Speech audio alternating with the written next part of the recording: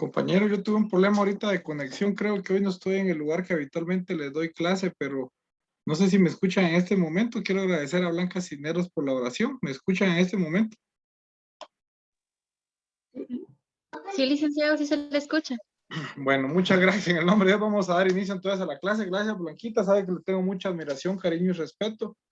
Al igual hoy pedimos, ahí sí que por la pronta sanación de la compañera, y de igual forma les pido a ustedes que por favor se cuiden porque esto no es un juego, es algo que nos está afectando cada vez a personas más cercanas y espero en Dios de que no se nos complique a ninguno, porque sí hay muchas personas que incluso han perdido la vida y qué triste sería que tal vez ustedes por su edad o por su condición no se vean tal vez muy afectados, pero por una irresponsabilidad terminen contagiando a una persona que aman, sí sería muy delicado, no solo para ustedes en lo físico, sino que en lo emocional.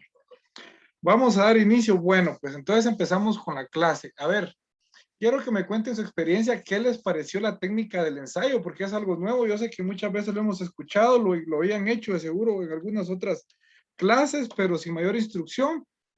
Miren cómo es de interesante que el ser humano, decía el varón de Montesquieu, Charles Montesquieu, en su libro El espíritu de las leyes, que es real que el ser humano necesita que se le regule, que se le establezca parámetros de interacción para poder actuar, porque de lo contrario, si no nos dicen cómo, por dónde, qué podemos hacer, qué no podemos hacer, la verdad que nos sentimos limitados y no encontramos ni siquiera para dónde caminar.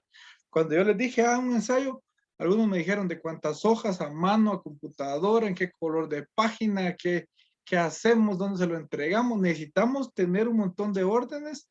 Y miren qué curioso, porque si yo hubiera empezado tal vez a decirle, miren compañeros, vamos a hacer un ensayo de 4 páginas, de 2 hojas, donde tengamos el margen de 2.5, 1 pulgada de cada lado, con letra Arial 12 y con entrelineado de 1 punto, para poder llevar a cabo la presente sesión del ensayo. Entonces, ustedes me han dicho, Rick, pero ¿por qué está pidiendo tanto? ¿O por qué tanta regla?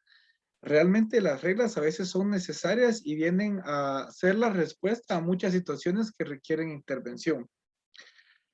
Cuénteme, vamos a ver, Janet Alejandra, ¿qué le pareció la experiencia? ¿Pudo usted realizarlo? ¿Qué fue lo que más le costó? ¿Lo volvería a hacer? ¿Está de acuerdo con ese tipo de actividades? ¿O considera que es más oportuno realizar otras técnicas más clásicas como hacer un trabajo en grupo, una exposición, qué sé yo? Recuérdense que son 10 puntos. En la universidad un examen tiene un costo de 15 puntos y la verdad 10 puntos es una cantidad muy grande para un trabajo de 4 páginas. Le escucho, Janet. Buenas noches, licenciado. Pues a mí sí me gustó bastante la técnica del ensayo, solo que a mí sí se me complicó un poquito porque no me alcanzó el tiempo para acabarlo. O sea, hice quizá la mitad porque no me alcanzó el tiempo que hice. Sí para abarcar bastantes temas y considero que sí se me aclararon bastantes dudas que tenía conforme lo que fui desarrollando. Entonces yo veo que esa técnica estuvo muy buena para poder también tener para podernos expresar más y de mejor forma. Entonces nos ayuda a poder escribir así como que más, es que no sé cómo explicárselo, licenciado. O sea, tener como un directo más amplio y que nosotros podamos explicar lo que nosotros pensamos mediante las palabras. Entonces, para mí sí estuvo bastante bien. Muchas gracias, Janet. Vamos con Minor Alexander. Cuénteme qué le pareció la experiencia. ¿Tuvo dificultades? ¿Está de acuerdo en continuar trabajando en este tipo de actividades o considera que esas técnicas deben dejarse fuera del lugar? Muy buenas noches, licenciado. Buenas noches, compañeros. Para mí me parece muy bien, calidad excelente la técnica, ya que esto nos permite también, además de estudiar el libro, pues investigar, ir haciendo el cuerpo, el desarrollo del tema, ¿verdad? Muy bonito, me pareció muy bien. Gracias, compañero. Marilyn Estefanía, como que está por ahí. Cuénteme, ¿qué le pareció? Buenas noches, Lick. Stephanie. Stephanie. Pues, Es que ¿saben cuál es el problema? Perdón, a mí solo me aparece un nombre y el otro me aparece a la mitad, entonces yo deduzco cómo es el nombre, cómo lo bautizaron. está bien, Lick. Fíjese que sí, me gustó mucho la técnica, porque fíjese que cuando yo estudié magisterio utilizaba mucho estas técnicas. Entonces sí, creo que tengo un poquito de experiencia y recopilo bastante información buena que me ayuda a aprender más, ¿verdad? Gracias, muy amable. Stephanie Paola está por ahí. Cuénteme, ¿qué le parece esta técnica?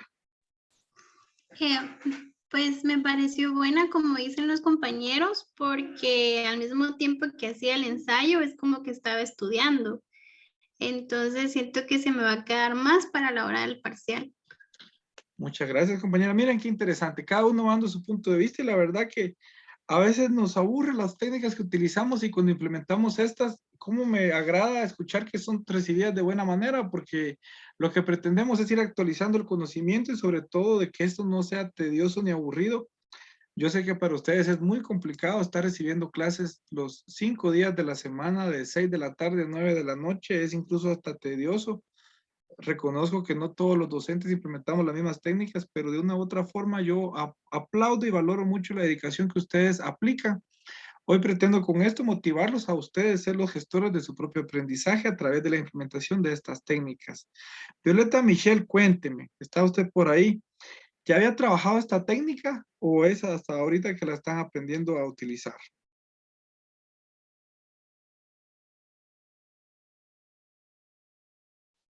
Si no está Violeta Michelle, por favor interviene Steffi Catherine.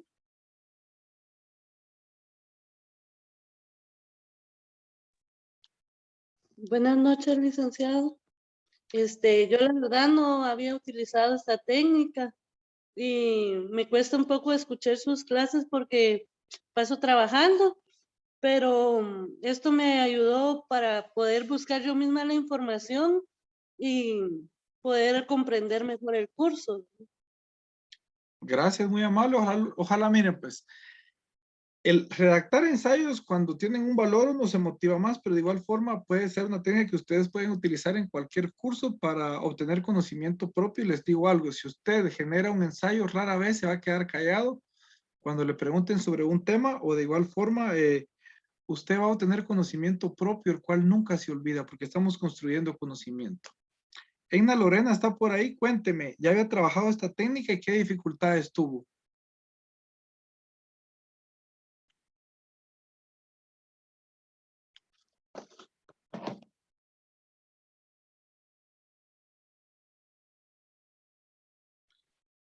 Si no está por ahí, me ayuda Juan Carlos. Juan Carlos, ¿qué apellido? Te le voy a poner aquí, le quita la palabra, porque a mí no me aparecen todos los nombres. Voy a ver si cuando tengo un listado le voy a preguntar. Juan Carlos me parece.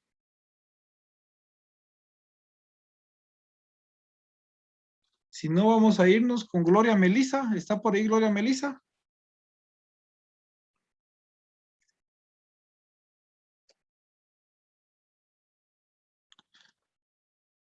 Yo no sé si estamos teniendo ahorita problemas de conexión. Daisy María está por ahí.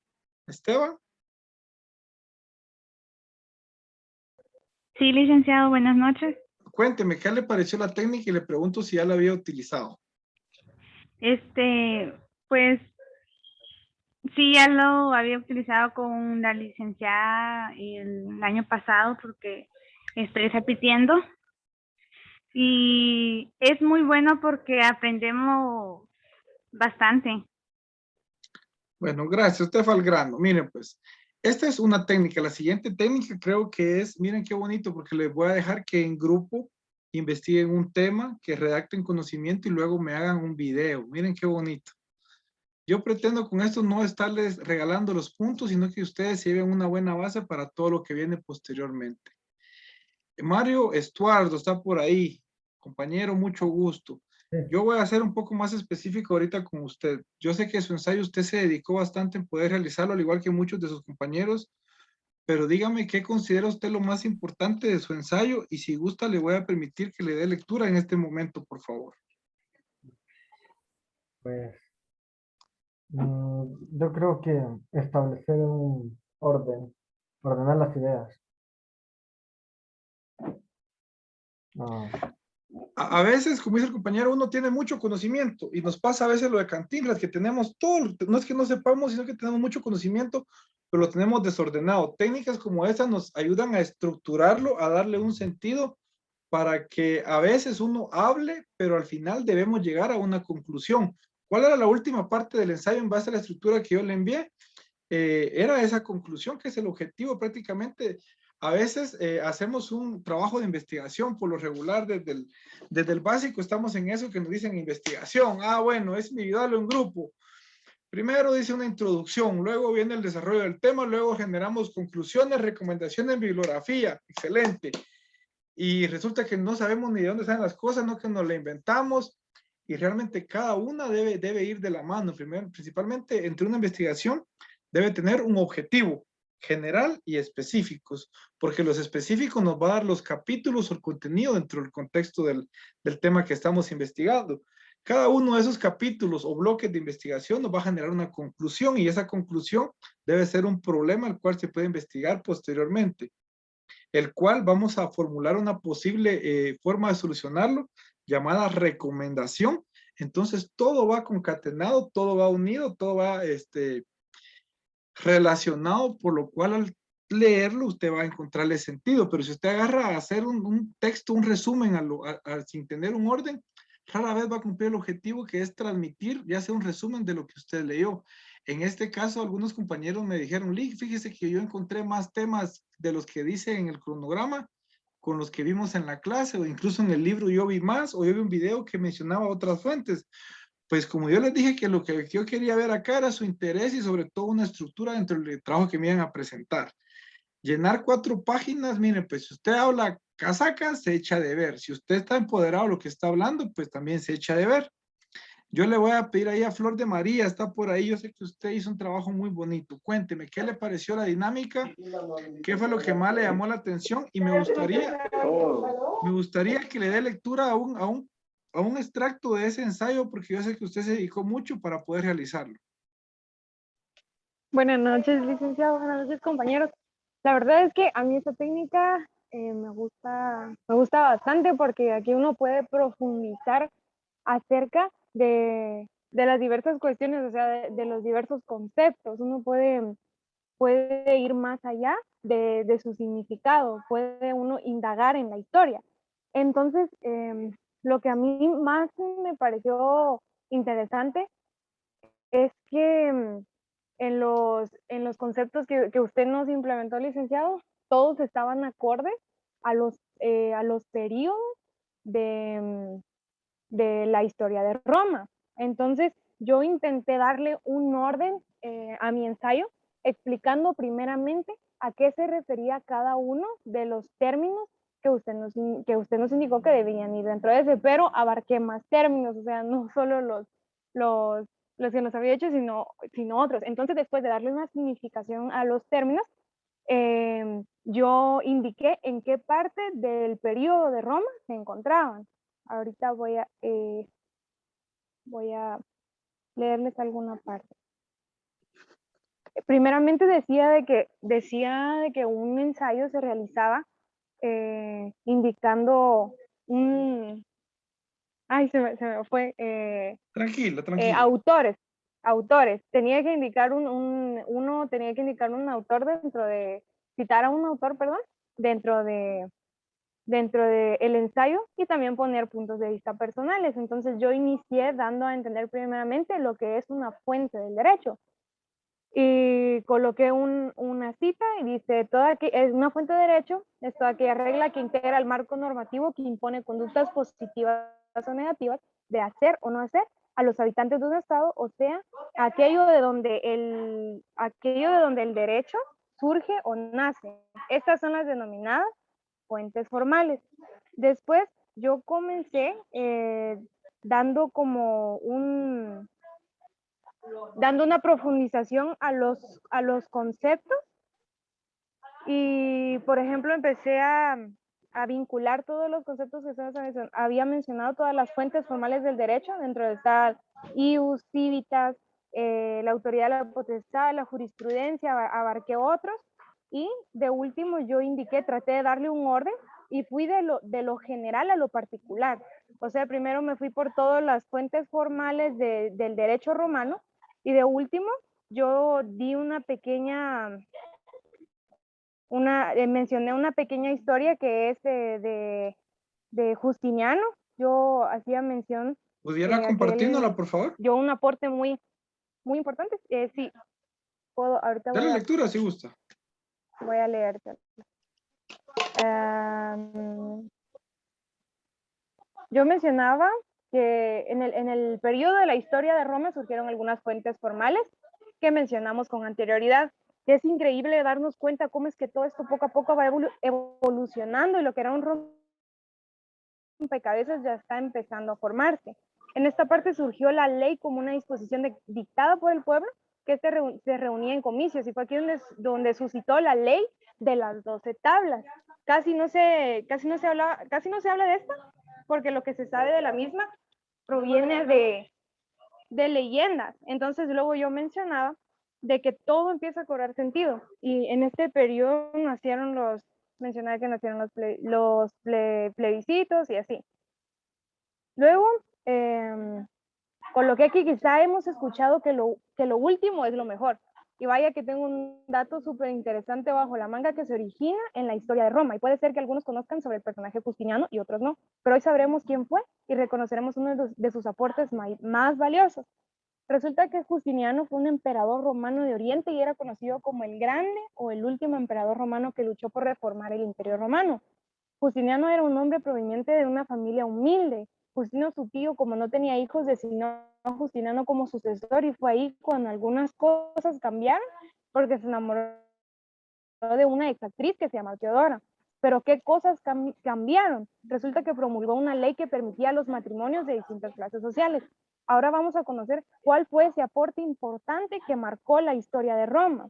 Resulta que durante la conquista las acciones de Justiniano fueron el impulso que permitió la codificación del derecho romano, contratando personalmente una comisión de expertos que se dedicó a recopilar, a simplificar, armonizar y unificar el Corpus Iuris Civile, que fue la más importante recopilación del derecho romano y el texto jurídico más importante en la historia. Este código se compiló por orden del emperador Justiniano y fue aquí donde empezaron a surgir nuevas conceptualizaciones acerca de la formación del ordenamiento jurídico del imperio y llevó a cabo la mayor recopilación del derecho romano de la época.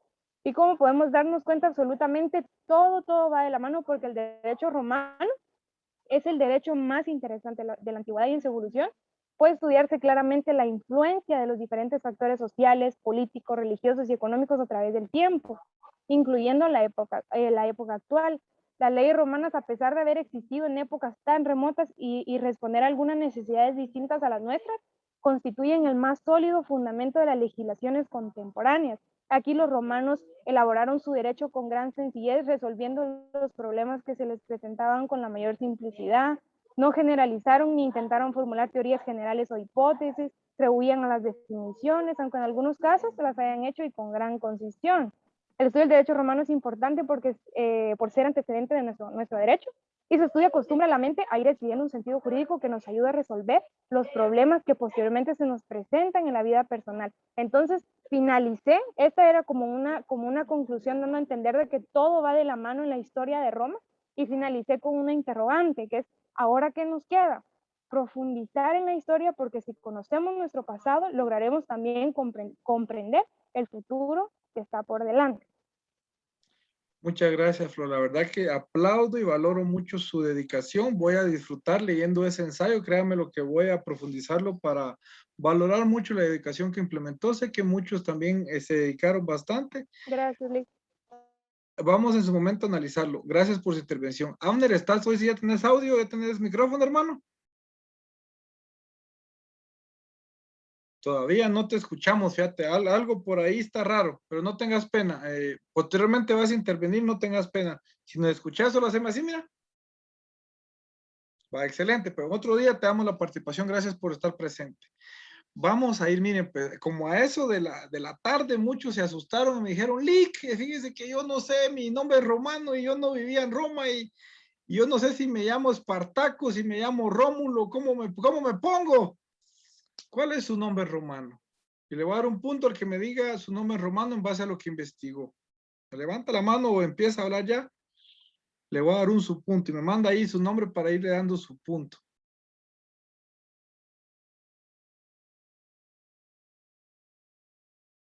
Yo les mandé incluso un texto definiendo cómo se conformaba el nombre, qué partes tenía.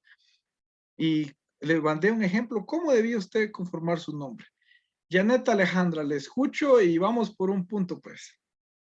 Licenciado, según recuerdo, usted nos mencionó que el nombre se conformaba por nuestro nombre si nosotros queríamos ese, así como yo elegí Alejandra, una característica de nosotros y de dónde proveníamos. Y como yo antes hacía oratoria, me puse Alejandra, la oradora de Jalapa. Alejandra, la oradora de Jalapa, se acaba de ganar un punto. Ahí me manda su nombre completo para poder dárselo. Muchas gracias, excelente. Miren que está fácil. No nos pongamos negativo. La verdad que miren, pues es una forma del nombre de individualizar. Sin embargo, necesitamos ir entendiendo cómo fue que, miren, pues al inicio no había necesidad de estarnos poniendo de dónde éramos o a qué nos dedicábamos, porque al principio en Roma, si se recuerdan, hubo una evolución. Y le voy a dar otro punto al que me diga ahí, por favor, compañeros. ¿Qué eran los comicios? ¿Qué eran los comicios? Y busquen su libro, solo me va a decir, en tal página están los comicios y los comicios eran esto. ¿Qué eran los comicios, compañeros?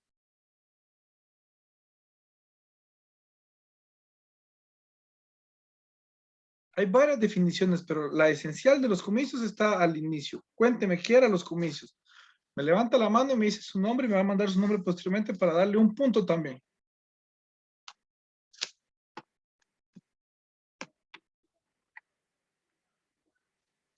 Y si no lo tienen por ahí, voy a ver si se la soplo yo, pero ya no les va a valer puntos. Licenciado. Sí, compañera, la escucho. Kimberly. Buenas noches. Sí, me había salido la clase porque no tenía internet, pero ya tengo. Es un grupo de personas. Es un grupo de personas que se reunían para toma de decisiones. Ajá. ¿Cuál es su fundamento? ¿Dónde está viéndolo usted? En la página 7. Es que hice anotaciones, eso es como parafraseado. Sí, pues sí, yo lo entiendo y muchas gracias. Bueno, ahí hace referencia a los comicios, que era un grupo de personas, dice, que se reunían. Bueno, ahora le pregunto yo, ya se ganó su punto, compañera. Otra persona, ¿quiénes participaban en los comicios? Porque los comicios eran una reunión de personas. ¿De quiénes? Participaban las mujeres, participaban los niños, participaban los patricios, los plebeyos. ¿Quiénes participaban, compañeros? Licenciado, no sé si ahora ya me escucha. Hoy sí, mi hermano, bienvenido, me llega a tenerte acá.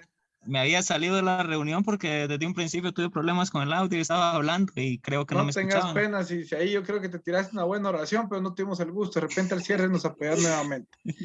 Contanos tu intervención. Pues a un principio, como es reforzando lo que decía la compañera anterior, que me antecedió, en los comicios participaba principalmente el pueblo. Ya tenía participación lo que eran los patricios y los plebeyos. Si no estoy mal, acá en la parte doctrinaria nos habla de que del popolus, creo que es el término que se le denominaba, que es al pueblo. Entonces, estaba dividido también entre comicios por curiado y comicios por centuria. Yo en la parte, a manera de comentario personal en lo que hice del ensayo, incluí que tenía una clasificación así como de tipo clasista, porque fue el último rey el que casi fue detestado por la mayoría del pueblo, el que incluyó la reforma administrativa. Entonces, en esta se puede decir que las clases iban incluyendo dependiendo a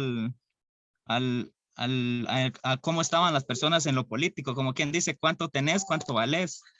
Ese sería mi aporte, licenciado. Gracias, muy amable. Miren qué interesante, porque desde un inicio la población, la estructura que quiera que no nos rige, es eminentemente clasista, como dice el compañero, y sobre todo se llama plutarquía, ese tipo de democracia donde se basa en base a la propiedad o los bienes que tiene. Dice que esa cantidad de valor de decisión se basaba en una cantidad o una medida de ciertas cosas. Quien me diga qué cosas debía tener una persona para tener poder o incidencia, le voy a dar otro punto. Puede ser alguno de los compañeros que ya participó. Tenía cierta cantidad de eso. ¿Cómo se llamaba a esa forma de medir los bienes o las propiedades o el poder o el capital de una persona? ¿Cómo se llamaba esa forma de medida en Roma, compañeros? Licenciado, ¿será que son los haces? Excelente. Miren qué interesante. En la baraja tenemos los haces, ¿verdad? Y los haces son esos. Los haces, tenés otro punto, mira, gracias por el interés. era la forma en que una persona gozaba de cierta poder de decisión cuando acreditaba el poder tener a su disposición cierta cantidad de esa unidad de medida.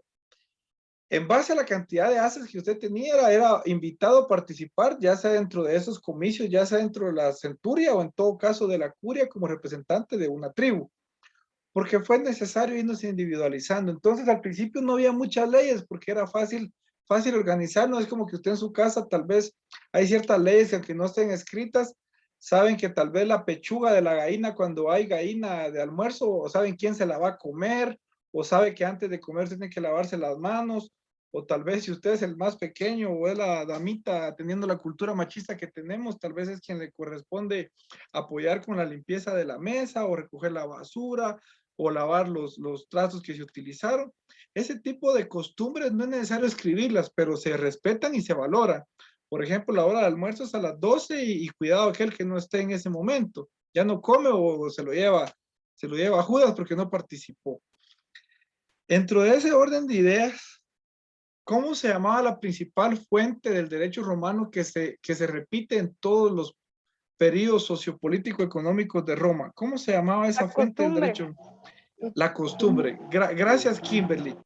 Y esa costumbre que era emanada de las ideas de los antepasados, de los ancestros, ¿cómo se le conocía, compañeros?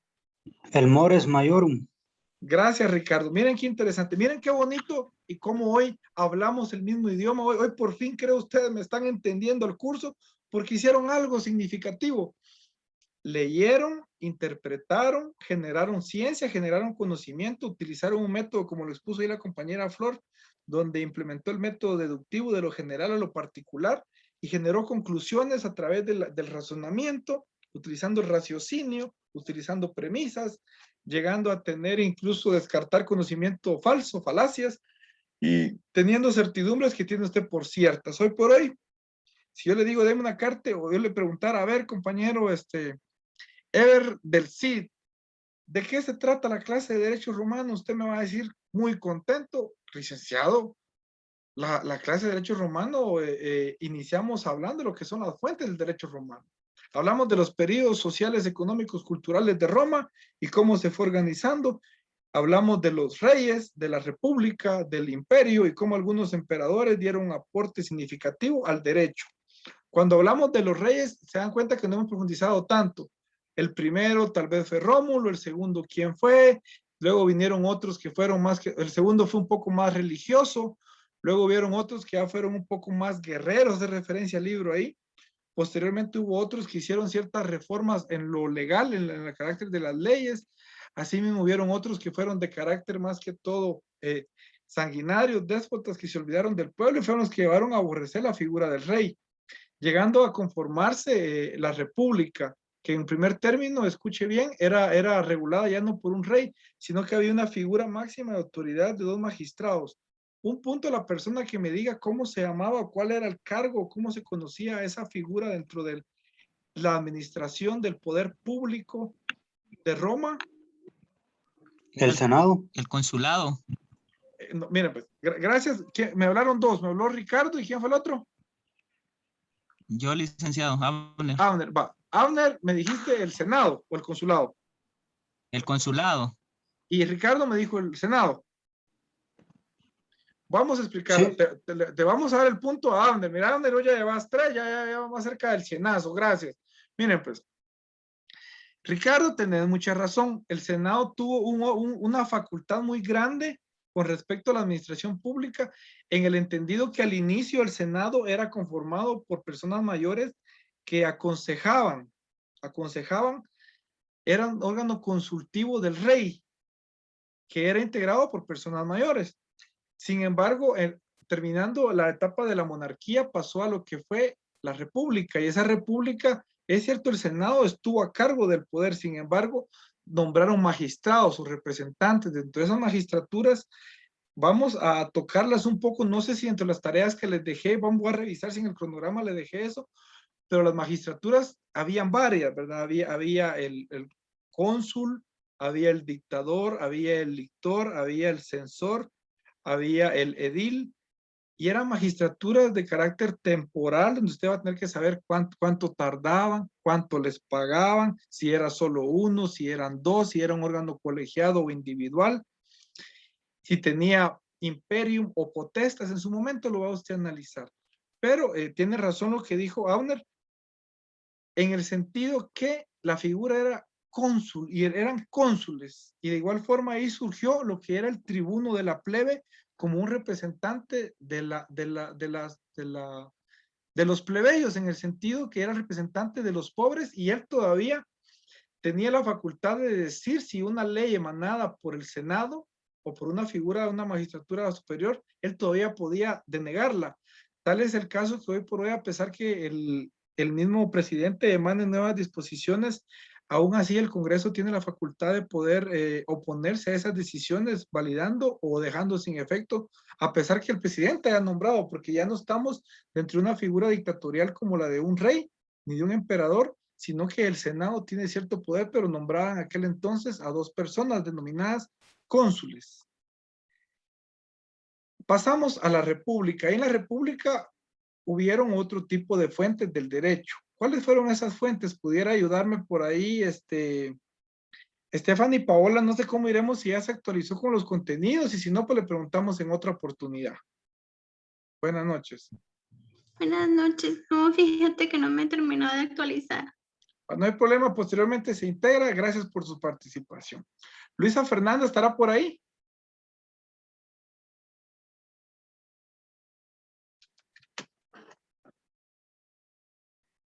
Y si no, le ayuda, por favor, Carol Michelle. ¿Está por ahí Carol Michelle?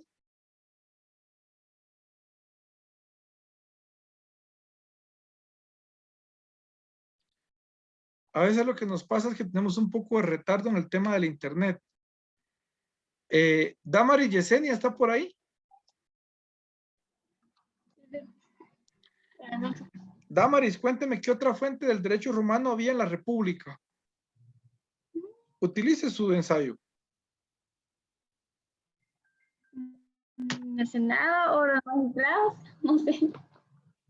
No tenga pena, le voy a invitar a leer un poco más y ojalá nos estemos involucrando en la clase para ir llevando el orden, no tenga pena. Christopher Kevin, ¿estará por ahí?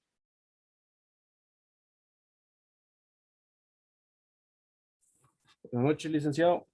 Mi hermano, buenas noches. Cuénteme qué otras fuentes habían en la República del Derecho Romano.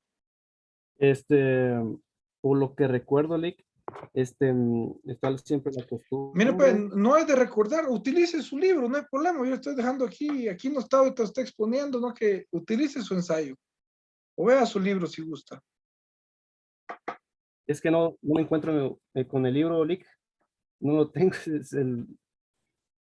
No hay problema, no hay problema. En una próxima oportunidad le voy a pedir que para mi clase todo el mundo tenga su libro, no hay problema.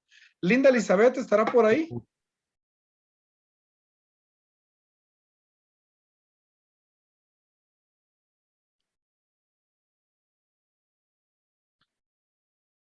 Si no, vamos a irnos con Jacqueline Rocío, ¿estará por ahí? Me cuenta un poco cuáles son las fuentes del derecho romano dentro de la República. Buenas noches, Lick. Está la ley, los plebiscitos, los senadoconsultos, los edictos de los magistrados, la jurisprudencia. Muchas gracias, Jacqueline. Reyman Jeremy, mi compañero cantante, cuénteme, ¿qué son los senadoconsultos? Puede basarse en su ensayo, o en lo que leyó, si gusta, en el libro. Lo que investigué es de que era como una parte de los consulados, que era como donde se discutía más a fondo los temas. No sé si estoy equivocado. Vamos a leerlo un poco más. ¿Alguien que lo pueda ayudar, por favor, a decirme qué eran los senadoconsultos? Puede leerlo incluso por ahí. ¿Qué eran los senadoconsultos, compañeros? Es toda la medida legislativa emitida por el Senado. Gracias, compañeros. En un inicio, los senadocracias, gracias, Ricardo. En un inicio, los senadoconsultos eran dudas, que por ejemplo venía resulta que hoy la ley seca implica que a las 6 de la tarde se deje de vender bebidas deje de vender bebidas alcohólicas. Pero resulta que hoy detuvieron a un señor que él lo que hizo fue vender las bebidas antes de las 6, pero las vendió en su negocio y él lo que hizo fue venderlas dentro de su restaurante y las personas a las que se la vendió no se la han tomado y todavía la están tomando a pesar de que ya está posterior a la hora que está regulada. Entonces viene y el juez cuando va a administrar justicia tiene duda. ¿Qué quería interpretar el legislador? Entonces consultaba al Senado qué sería lo correcto de cómo administrar esa norma, cómo interpretarla y cómo aplicar la justicia. A ese tipo de ideas que en un principio eran consultas, resultó que después eran tan acertadas que fueron fuentes del derecho y se llegaron a respetar e interpretar como que fuera una ley, porque se repetía tanto y la verdad era muy adecuado lo que respondía, porque se entendía como justo la decisión que había planteado el Senado consulto. Eso no me lo dice, eran consultas al Senado. Vamos a ver, Escobar Ortiz está por ahí. Escobar Ortiz, ¿qué era la jurisprudencia?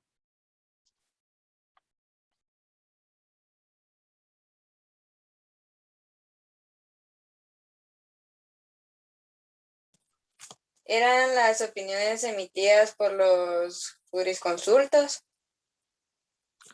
Muchas gracias, compañero. Excelente. Los jurisconsultos eran juristas, eran personas con capacidad, conocimiento y experiencia para opinar sobre la norma y emitían sus libros, emitían doctrina, emitían ideas cómo debía interpretarse la norma, la cual llegó a ser fuente, llegó a generar conocimiento.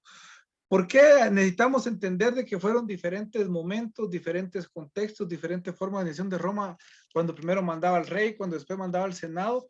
Porque así vamos a ir entendiendo cómo fue la necesidad de regular conducta, lo que motivó a que generaran las fuentes del derecho. Lidia Jolón, buenas noches, cuénteme, ya pasamos la monarquía, la república, luego el mapa conceptual que vimos se dividía en lo que era el principado. No vamos a profundizar tanto eso porque yo he enfocado más que todo en el tema del imperio. Y en el imperio, a pesar que hubieron varias fuentes del derecho romano, hubo una fundamental, la cual su compañera, la compañera Flor lo expuso un poco, pero usted pudiera ampliarme. ¿Cuál fue el mayor aporte dentro del imperio en relación al tema del derecho romano?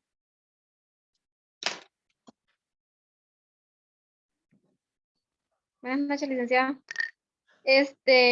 Yo en lo que yo tengo apuntado, dice que la fuente la principal durante el imperio fue el cuerpo del derecho civil. Ajá, ¿qué más? Y dice que fue creado para regular las conductas de convivencia social. Gracias. Vamos a dejarlo por ahí, compañera. Miren pues, ¿qué sucedió? Ya en el imperio, Roma se extendió tanto que ya no solo era Europa, sino que también llegaba a Asia, incluso llegó a África. Y no eran igual las costumbres, no eran iguales las formas de vida, no eran las mismas leyes aplicables. Así como había el mores maiorum en Roma, había el mores maiorum en Francia, había el mores maiorum en España, había el mores maiorum en aquel entonces Portugal, que fueron ideas que al buscar interpretarlo, por ejemplo, tal vez en un país era normal que un padre se casara, por ejemplo decirlo, miren, y todavía estamos en 2021 y pasa en Jalapa que un padre quiere estar teniendo relaciones con una hija, y eso es algo soñado, una pesadilla viva en vos para las personas que lo viven, pero existe. Y porque culturalmente para esas personas es aceptable, para nosotros no, porque ya fue regulado y es prohibido totalmente. Pero escuche bien, dentro de esos contextos bárbaros donde no había normas, donde no se había establecido un contexto como tal, el simple hecho de establecer una edad, yo le pregunto ahorita, a ver compañera, vamos a ver por ahí, vamos a preguntarle vamos a ver. Karen Andrea Arevalo, cuénteme, ¿cuál es la edad que usted considera, y todo el mundo vaya pensando en la suya, por favor? ¿Cuál es la edad adecuada, según usted, su cultura, su hogar, sus ideas, su pensamiento, su modo de vida, adecuado para que las personas contraigan matrimonio? ¿Existe una edad específica en la cual uno debe casarse? noches, licenciada y compañeros. Pues a mi criterio yo considero que cuando tenemos por unos 24 o 25 años, cuando ya nuestra mente está más madura y tomamos mejores decisiones. Gracias, compañera, muy amable. Vamos a irnos con, vamos a ver, ¿quién más quiere intervenir? Violeta Michelle, ¿qué edad considera usted que es la adecuada para casarse? Buenas noches, Lick. Para mí, una edad adecuada para casarse vendría siendo entre los 28 y 29 años de edad, que para mí es una edad no solo donde estamos ya maduros, sino que ya tenemos un nivel académico universitario y donde ya nosotros podemos lograr metas individualmente, ¿verdad? Y la persona con la que nosotros tengamos o querramos tener una vida también ya haya tenido unas metas, que le digo, una casa, trabajo estable, etcétera. No todo es dinero, ¿va? Pero, o sea, siento de que en cierta parte uno entre 20 y 30 años para mí es una muy buena edad para casarse. Muchas gracias, respeto yo su opinión. Karina Alessandra, ¿está por ahí? ¿Cuál sería la edad que usted considera adecuada para casarse? Gracias, licenciado. Fíjese que yo, en lo personal, pienso que de entre 25 30 años, como está la situación actualmente, pero también fíjese que hasta cierto punto la vida me ha hecho a mí reflexionar, que si se da cuenta, por ejemplo, en la actualidad, los matrimonios, ya las personas llegan adultas al matrimonio, o utilizan el sistema de unión de hecho. Pero si regresamos a ver las civilizaciones anteriores, a veces los jóvenes a los 15 años ya estaban preparados mentalmente, físicamente para sostener un hogar. Mientras que ahorita se va aplazando el momento en el matrimonio, pero también las mismas sociedades hasta cierto punto están haciendo que los jóvenes no adquieran responsabilidades a tiempo y a veces llegan a los 30, 40 años y todavía no tienen responsabilidades y no son capaces de sostenerse ellos mismos. Lo que acaba de decir la compañera, en muchas cosas tiene razón, pero como está ahorita la situación, los jóvenes que vienen en la generación después de nosotros, como que los mismos papás, el mismo sistema, los está volviendo una generación inútil. Muy interesante, respeto su opinión. Miren qué interesante, 3 damas, le pregunté a damas, me indican que la edad en un término, la primera compañera dijo 24, 26 años, la próxima dijo 29, 30, la otra compañera dijo de 25 a 30. Son rangos de edad, miren, yo le pregunto, ahora vamos a preguntarle a un varón, vamos a ver ahí con Ever del CID. Cuénteme, Ever, ¿qué edad considera usted que es la adecuada para casarse? Considero que posiblemente desde los 25 en adelante, y coincido con las demás compañeras que es la edad donde la mentalidad de uno ya es distinta a como un adolescente. Muchas gracias, compañero. Y les pregunto yo, ¿por qué es necesario casarse? ¿Será que porque nos nace? ¿Será que porque es algo social, algo cultural? Como dijo la compañera, hay cierta presión a veces para la mujer, donde le van pidiendo que vaya formando su hogar, o incluso hay hombres de que por momentos no tienen interés de casarse. Pero existe una edad específica, y miren qué curioso, tendría que ser el Estado o un tercero o una ley la que nos diga a qué edad ya estamos listos para casarnos. Porque como decía la compañera, si ustedes agarran a preguntarle a muchos de sus padres, a muchos conocidos o de uno del contexto donde vivan, es común que a los 15, 16 años ya anteriormente ya tenían 1 o 2 hijos, posteriormente ya se fueron ampliando un poco las edades. Hoy, como dijo la compañera Violeta Michelle, ya la dama tiene algunos criterios propios de buscar sus metas personales propias para no ser tan dependiente, tener un criterio más amplio, cosas que en otros contextos era totalmente hasta de locos pensarlo, pero que cada vez se va entendiendo como más como una necesidad. Miren qué curioso, ¿qué quiero yo con eso? Resulta que cuando Justiniano se dio cuenta que cuando él quería regular o tomar decisiones, no eran las mismas leyes entre los diferentes países. En entonces no había países, sino que los diferentes territorios. Entonces lo que él buscó fue crear normas que pudieran aplicarse en todos lados. ¿Cómo lo logró? A través de una recopilación creada por varias personas que en un primer término las 12 tablas lo habían hecho a través de la ley de Semviral. La ley de Semviral eran 12 tablas, que en el primero eran 10, que trataba de regular todo lo relacionado con la vida de las personas en lo privado, en lo penal, en la forma de relacionarse, y que fue evolucionando tanto hasta llegar al Corpus Juris Civilis. Y ese Corpus Juris Civilis fue tan bonito que se aplicó hasta el año 1900 todavía en Alemania. Y ese Corpus Juris Civilis se integraba de 4 partes. ¿Cuáles eran esas 4 partes? Y con eso me voy despidiendo de la sesión de clase del día de hoy. Y les quiero preguntar, ¿será que de esta forma estamos aprendiendo un poco más, compañeros? ¿Será que sí les sirvió la estrategia de la dinámica del ensayo? ¿Será que sí leímos? Porque me podrá decir muchos de ustedes, Lick, es que eso no funcionó, yo no pude hacerlo. Y estoy seguro que si usted no leyó, si usted no se preparó, si usted no buscó contenido, si usted no tiene su libro, créame que le costó mucho hacerlo o no lo pudo hacer, o todavía no lo ha hecho, o en esta clase se pasó en blanco. Pero todo aquel que tuvo la oportunidad de leer, le pido a Gloria Melisa que me cuente, ¿qué es el Corpus Juris Civilis, Gloria?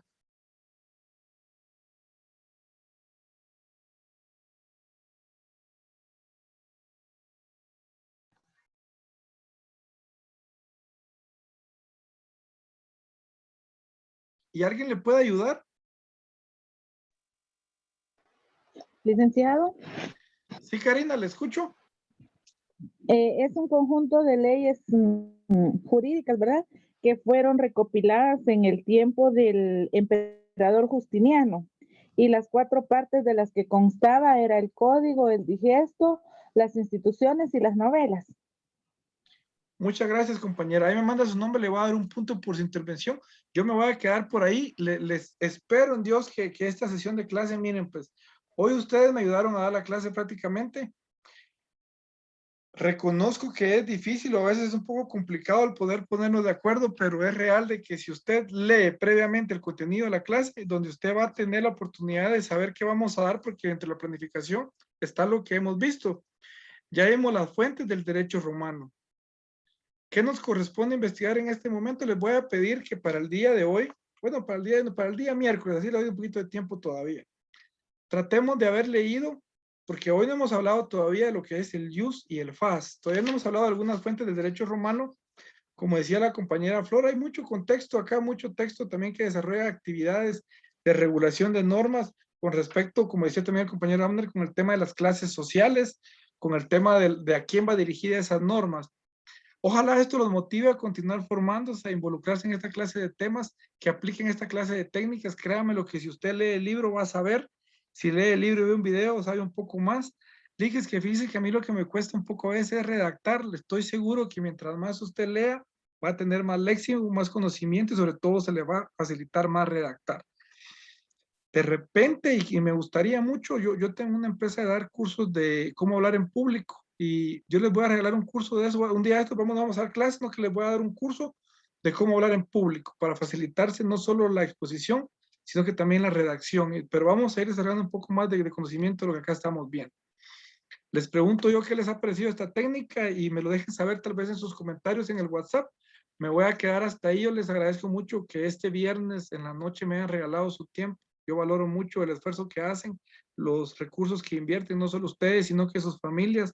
Algunas veces cuando intervienen escucho que están rodeados de algunas otras personas. Yo sé que todos hacemos un esfuerzo. Yo hoy no estoy en el lugar que lo hago habitualmente. Hoy estoy acá voy a quitarme ahí el fondo, estoy en un cuarto, estoy con orejeras porque tengo visitas y la verdad, a veces los viernes se nos complica un poco en algunos temas.